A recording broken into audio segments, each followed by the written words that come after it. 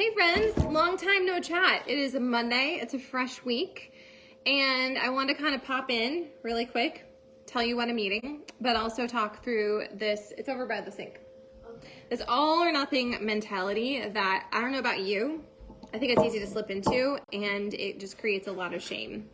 So first things first, it's a fresh week, and I have my trackers. I actually printed them a couple weeks ago and never used them. It's okay.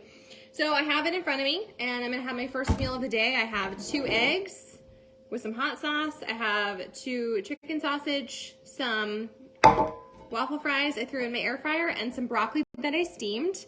I'm gonna log this. I'm choosing to use Portion Fix this week. I was tempted to do Gut Protocol, but I want to have a coffee with some cream. I don't like almond milk in my coffee. So I'm just going to be honest and accountable.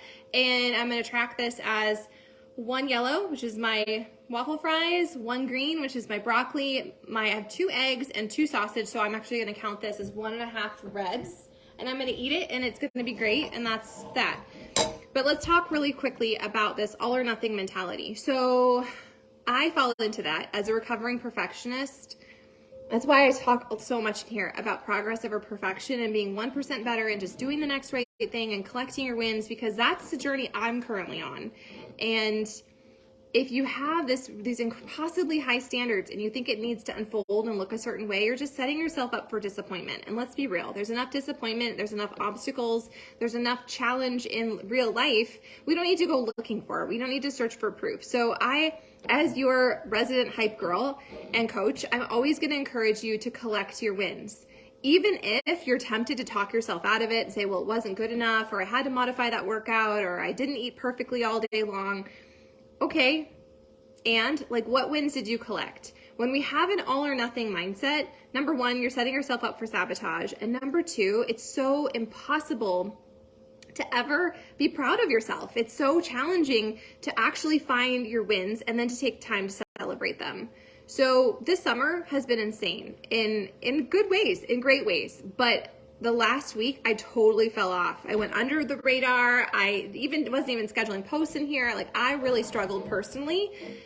And I caught myself slipping into this all or nothing mindset where if I can't do it right, if I can't do it all, then it's not worth doing. And so I'm just going to roll around naked with my feelings, and I'm going to eat like I don't love myself. And I'm just going to say, I just had a case of the F-its. But here's the thing about a case of the F-its. You're already thinking about it. You're still thinking about it. You're still shooting probably all over yourself. You're still taking there's brain space being dedicated to that workout that you said you were going to do, or that thing you promised yourself, or that eating a vegetable. You're already wasting the time and the energy and the mental space, and that's fatiguing. So what if instead, since you're already thinking about it, you just touch it in whatever way you can this week, today, starting immediately, whenever you watch this, you're just you know what? I'm going to just dip my toe in and do what I can, and I'm going to choose to collect that as my win. Because if you are always procrastinating it, I caught myself saying this on loop this last week. When the kids go back to school, when I have a routine, when Marshall comes home, when my new refrigerator gets here, I was just postponing my own life, and it was creating such angst and frustration and annoyance, and I was just living in this limbo. I couldn't allow myself just to be. I was in this headspace of shoulding and guilt and shame. Shame crept in like a mofo. And shame will do that. But we get to decide, we get to remember, and we get to tell ourselves that we are the authors of our story, and we are the drivers of our bus. And while you're going to feel feelings, they're just going to come up because we're humans. You're going to have intrusive thoughts. You're going to have negative thoughts. You're going to automatically log the bad things, right? You're going to look for proof. It's also up to us. It is our responsibility and our gift and our privilege to be okay, how can I reframe this for myself? How can I stop adding more shame to the pile? How can I start to kind of dig myself out? And it doesn't have to be all or nothing. I don't have to start a whole new workout program. You don't have to start a new book or do something completely. You don't need to order a new planner or come up with some dramatic plan of attack. You simply get to decide that today is a perfect opportunity for you to give yourself grace and to hold space for whatever has happened, but then to do the next right thing for you and to collect those wins and to allow that to compound. And that action, that choosing to look for the good, choosing to log your wins, choosing to lean into the circle that encourages you and inspires you, that's a choice. We don't accidentally fall into it. It doesn't happen someday when we suddenly have more time, energy, or space. It's always a decision that we have to actively make. And while that's kind of annoying, it's also kind of a gift when you check it before you wreck it and you say, you know what, it doesn't have to be all or nothing. I don't have to have someone else come up alongside me and applaud. I get to change my story. I get to change my journey. I get to show up differently. Whether it's just a simple meal, like this is how I'm starting. I did my workout, I went for a walk, I listened to something that inspired me, and it was a podcast. It's my new favorite podcast by Lindsay Plodovac. I don't know how you say her last name. It's called In It. And I'm listening to season 1, and today's episode was called All or Nothing. So I'm encouraging you to listen to that if you also fall into that perfectionist mindset where if I can't do it right, it's not worth doing.